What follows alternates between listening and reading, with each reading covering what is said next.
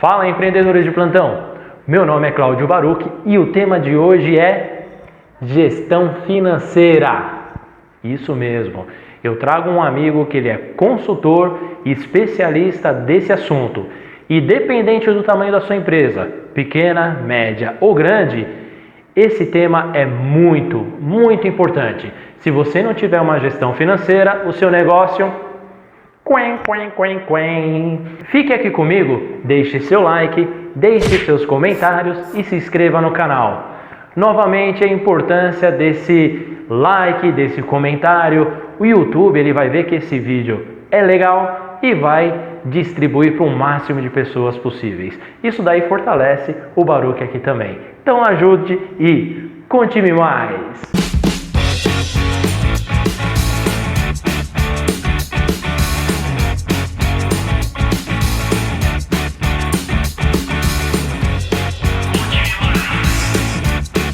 Fala, empreendedores de plantão!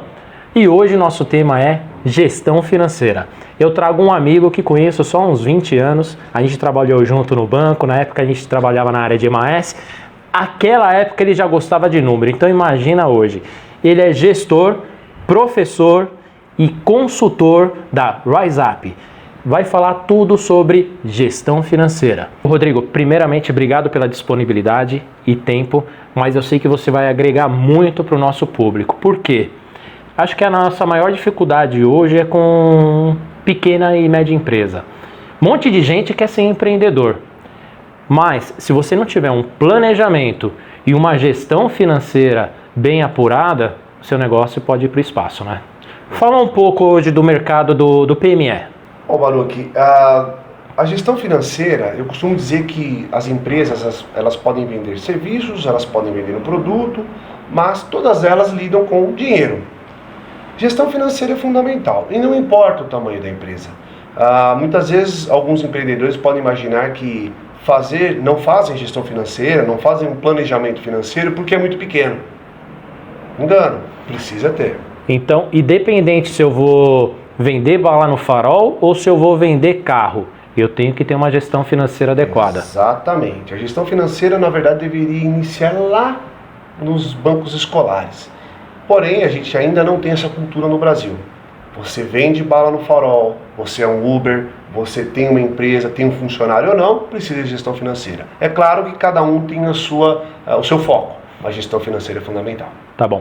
Então, eu posso ter o meu controle desde um caderno com anotação ou até um CRM bem apurado para detalhar todas as despesas e receitas da empresa. Exatamente. Né? Hoje a gente tem muito material para auxiliar, para você conseguir ter noções básicas, aplicativos gratuitos que você consegue fazer uma gestão. O importante é ter. Não faça no começo algo extremamente complexo para você não abandonar.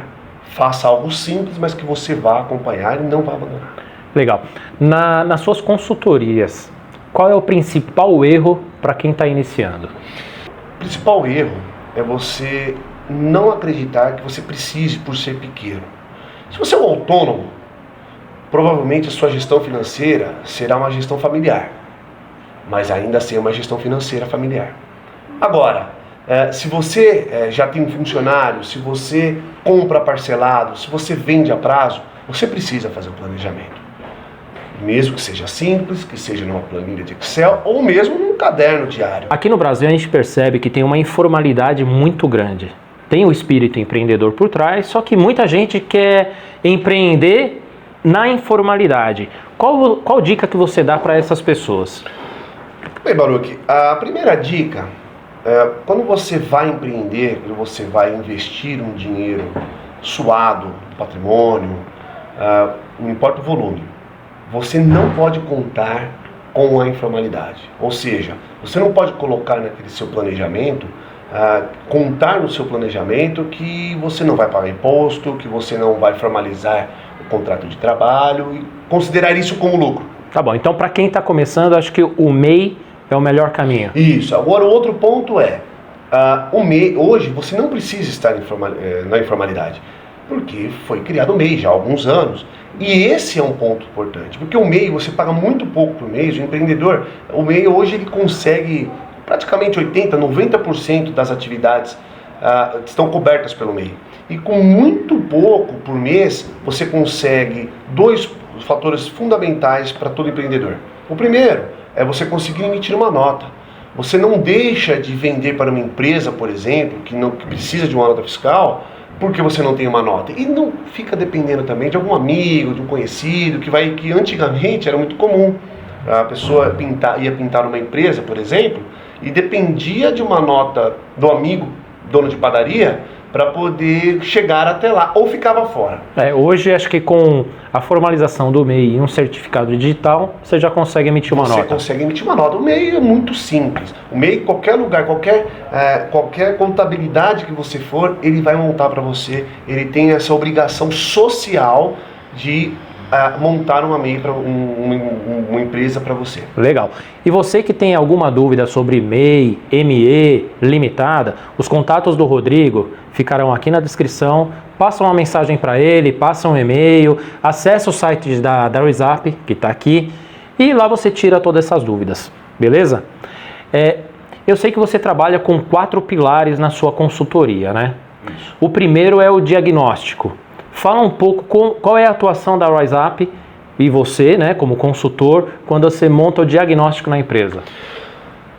Baruch, quando você vai, por exemplo, ao pronto-socorro, você não está se sentindo bem, o médico, é natural que ele vá fazer algumas perguntas, que ele vá buscar alguns indicadores, como temperatura corporal, pressão arterial, e até pedir alguns exames complementares, exame de sangue ou outro exame. Isso é um diagnóstico. A partir desse diagnóstico, você consegue planejar as suas ações. Na RiseUp, a gente faz isso. O planejamento financeiro é assim. Você precisa primeiro saber onde você está. Então, usando ferramentas que a empresa já tem, nada complexo, você consegue levantar a posição que a empresa está, de onde que ele está iniciando. Porque daí, com o diagnóstico bem feito, você consegue começar a identificar onde estão os gargalos, onde que você não conseguiu até agora, o porquê que você não tem um lucro desejado, ou até o porquê você está no prejuízo. E aí é legal que a gente já puxa a segunda pergunta, que é a projeção orçamentária. Porque você não consegue fazer uma projeção se você não tem um diagnóstico, né? Exatamente. E como que você atua na projeção orçamentária? Vamos falar de uma loja de carro, por exemplo. Muito bem. Projeção orçamentária. Mesmo que seja na sua família, mas principalmente na sua empresa, você precisa estabelecer metas. A projeção orçamentária, ela vai conseguir mostrar para você aonde você quer chegar.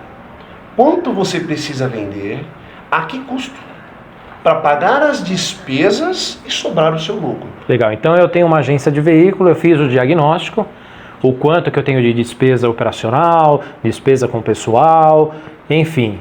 E aí eu já consigo fazer a minha projeção para ter uma margem, por exemplo, de 20%. Eu tenho que vender 10 carros, 12 carros, é mais ou menos isso. Exatamente. Se você olhou no diagnóstico, por exemplo, 50% do seu valor de venda é custo, então você já sabe que se você vendeu 100 mil, vai sobrar 50 mil para você pagar as despesas e ainda sobrar o seu lucro. Ok? Tá bom. Agora você controla as despesas da sua projeção, faz a sua continha na sua projeção para saber o quanto você tem que vender e sobrar o seu dinheiro no final do mês. Antes do terceiro pilar, que é as ações e planejamento.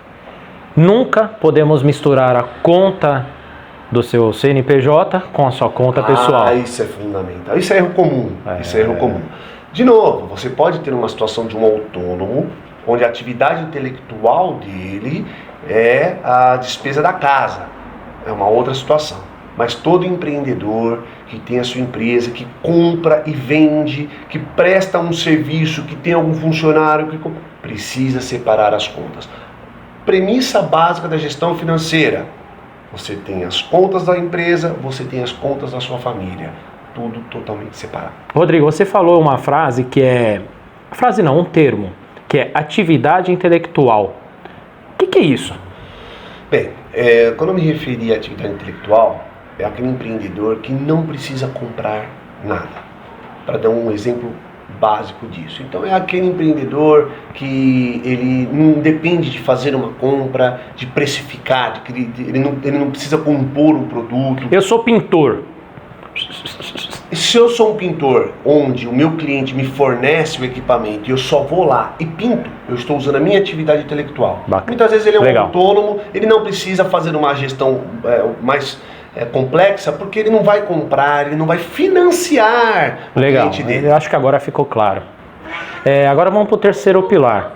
A gente falou do diagnóstico, da projeção orçamentária. Agora a gente entra no terceiro pilar, que são estratégias e ações, né? Planejamento das estratégias e ações. Como que é definido esse pilar? Isso está totalmente baseado na projeção orçamentária. Então imagine o seguinte, depois que a gente projetou, chegamos à conclusão de que as vendas atuais com a margem atual, ou seja, o preço de venda, o volume de venda menos o que gastei para produzir aquilo, não é o suficiente para pagar as despesas e ainda deixar o lucro que eu desejava. Então eu preciso de ações. É aí que a gestão financeira vai te dar um norte de onde você deve agir. Se a margem tá pouca, você vai precisar trabalhar em precificação, marketing, você vai precisar trabalhar na sua produção, deixar um pouco mais enxuta, a encontrar meios mais produtivos, meios de fazer mais com menos. Agora, se as despesas estão altas, você tem que entender o porquê. Às vezes você tem muito funcionário, às vezes o aluguel é muito alto. Então, as ações estão muito relacionadas a como atingir o seu objetivo. Legal. Por isso que é importante o acompanhamento. Eu sempre bato na tecla nos meus vídeos do planejamento, acompanhamento, indicador, que acho que é o quarto pilar agora, porque não adianta ele mapear, ele chega lá como consultor, ele faz todo esse mapeamento, diagnóstica, toda a parte de projeção orçamentária, as estratégias e ações, e depois não tem o acompanhamento. E aí o negócio pode ir para o espaço, é isso? Exatamente. Mapeadas ações, planejadas ações, inicia-se as ações, porém, é necessário você criar indicadores para você saber se aquele caminho vai te trazer o resultado esperado, senão é dirigir pelo retrovisor. Então você não pode esperar terminar um mês para saber se o que você fez aquele mês vai te trazer o lucro desejado. Você não pode esperar a gasolina acabar para depois olhar para o ponteiro e ver que precisava ter abastecido. Aí já era. Agora está tudo lindo e maravilhoso, mas eu quero que você conta um caso de sucesso. Uma consultoria que você fez em uma pequena ou média empresa e você conseguiu reverter o resultado. Tem algum case? Tem bastante, ainda bem. Ainda bem. Por isso que a RiseUp está aqui para ajudar você. Exatamente. Mas o mais importante, um caso para citar, a gente conseguiu, fazendo o mapeamento e a projeção, identificar que o mercado já tinha mudado. Porque hoje você não consegue imaginar um mercado que não mude a cada 5 anos, ou até mesmo ano após ano. Com a evolução tecnológica, com as pessoas, o nosso corpo muda sempre, não muda? As pessoas mudam, então as empresas precisam acompanhar essa evolução. Então, com o mapeamento, com a projeção orçamentária, foi possível identificar que o mercado mudou. Qual segmento que era essa empresa? Educação infantil. Educação infantil? Exatamente. Legal. Exatamente. Então, mudou. Antes, era valorizada uma sala de aula menor, até 20 alunos, onde o ensino ele era mais dedicado. Mas o mercado mudou. Hoje, as escolas têm salas grandes, com 40 alunos, 35 alunos, e então você consegue ter um valor de mensalidade menor. Mudou, o mercado mudou com a tecnologia. E nem todas as escolas estão preparadas com salas para comportar esses 35, 40 alunos. A grande maioria, elas vinham com salas pequenas, porque era assim o mercado até pouco tempo atrás. Tá bom, então você citou um case de sucesso em uma escola infantil, mas só deu certo porque o dono da escola, o diretor da escola, ouviu o consultor, ouviu a RiseUp. E como que fica aqueles empresários com velhos conceitos e não escuta um consultor? Infelizmente, isso não é só de pequenas e médias. Tem muita empresa grande que também comete esse erro. A autossuficiência. É imaginar que nós vamos conseguir saber tudo da nossa empresa.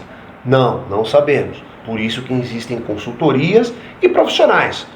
Às vezes a empresa não comporta um profissional tempo integral, porque ela ainda está em desenvolvimento, ela ainda é pequena, vá atrás de uma consultoria.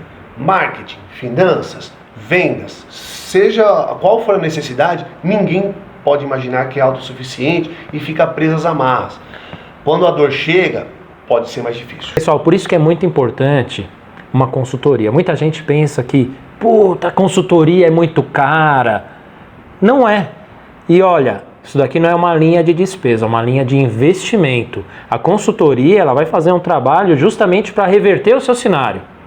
Por isso, uma consultoria WhatsApp, ela pode te apoiar desde o diagnóstico até a finalização. Ou, se você quiser, falar assim, WhatsApp, eu só quero que você atue na minha área comercial. Você pode atuar também só numa área específica? Planejamento, claro. A consultoria, ela tem esse propósito, é dividir o profissional, o know-how de um profissional, o conhecimento de um profissional em várias empresas. Então você consegue pagar a sua empresa, não importa o tamanho, consegue pagar, tem um investimento acessível, para não precisar ter o profissional o tempo integral, que pode ser um investimento que, apesar de trazer um resultado, pode ser acima da capacidade que a empresa tem para pagar. Eu sei que não existe a dica de ouro para um empreendimento não falir, mas se tiver uma orientação, qual orientação que você dá? Todo empreendimento ele pode ou não dar certo. Não dar certo, pelo menos o aprendizado foi absorvido. Mas a gestão financeira, ela é fundamental. Você precisa saber premissas básicas como o quanto eu preciso vender todo mês para pagar as minhas contas. Isso é básico. Você consegue até buscar na internet essas informações. Então você tem que ter um norte, você tem que saber o quanto você está gastando, você tem que saber se o preço do seu material que você compra para vender, para produzir, mudou. Porque só assim você consegue afastar a possibilidade de uma falência e ainda ter o lucro, que é o objetivo de todo mundo. Porra, legal, Rodrigo. Você percebeu que assim, o assunto gestão financeira é muito importante. Eu ia abordar 2 temas hoje, né? Falar de gestão financeira e para quem quer entrar no mercado de consultoria, o que precisa para abrir uma consultoria. Mas eu vou fazer o seguinte, a gente vai dividir esse vídeo em 2. Já fizemos a primeira parte, que é a gestão financeira, e o próximo vídeo a gente fala de quem quer abrir uma consultoria. Pode ser? Combinado? Claro, combinado. Então, Rodrigo, novamente, obrigado pelo seu tempo, pela sua disponibilidade. Eu sei que foram dicas valiosas para o meu público. Assim, esse tema a gente pode explorar muito, muito mais. Então, acessa o site da WhatsApp, ele está aqui embaixo, tem blog. Siga o Rodrigo no LinkedIn, ele sempre está postando, é assim, bem bacana. E Rodrigo, eu deixo aí para você finalizar com o meu público.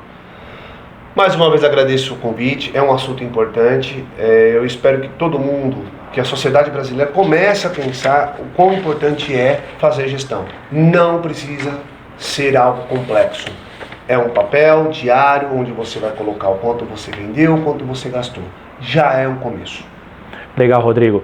Profissional extremamente competente, sabe do que faz, professor, consultor, o cara é um especialista. Por isso que eu fiz questão de trazer ele. Foi difícil, a agenda difícil dele, mas eu consegui trazer para essa entrevista. Rodrigo, obrigado mesmo. E até o próximo vídeo, porque agora você vai falar sobre como abrir uma consultoria, né? Com certeza. É isso aí. Então, pessoal, canequinha da audiência. Mão direita. Mão direita. Canequinha da audiência, um gole. E conte-me mais. Você não sabia dessa.